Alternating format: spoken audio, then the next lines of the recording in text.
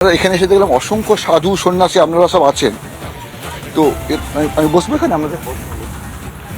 আচ্ছা, এখানেও দেখলাম একটা শক্ত পাটাতনের মধ্যে কি কষ্টের জীবন, যে জীবনে কেবলমাত্র অনুশীলন।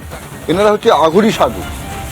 আচ্ছা, আপনাদের এই আঘুরি নাগা এটা তো আমরা কিছু জানি না। নাগা এটা তো সম্প্রদায় একই সাধু, সনাতন ধর্মের আমরা পূজারী। বিভিন্ন রূপ।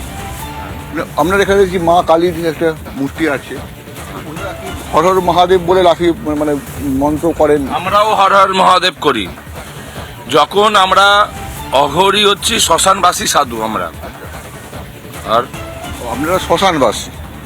আচ্ছা, তো তো আপনাদেরও তো মানে সেই যে অনুশীলন, যে শিক্ষার মাধ্যমে এটা এই সন্ন্যাস জীবন, সেটাও তো খুব কড়া, খুব মানে একদম বাস্তব করা জীবনেই তো আমাদেরকে সনাতন ধর্মের আমরা মেন পূজারী, আমরা শিবের একটা অংশ। হর হর মহাদেব মানেই শিবের একটা নাম। শিবের নামকেই আমরা স্মরণ করলেই তাহলে শিবকে পাবো। তার জন্য শিবের জন্যই আমরা শ্মশানে পড়ে থাকি। আপনারা সাধারণত মানে যে কোনো শ্মশানে গেলে আপনাদের পাওয়া যায়, আপনাদের ওখানে আশ্রম আছে নাকি? আমরা তারাপীঠ শ্মশানে পাবেন।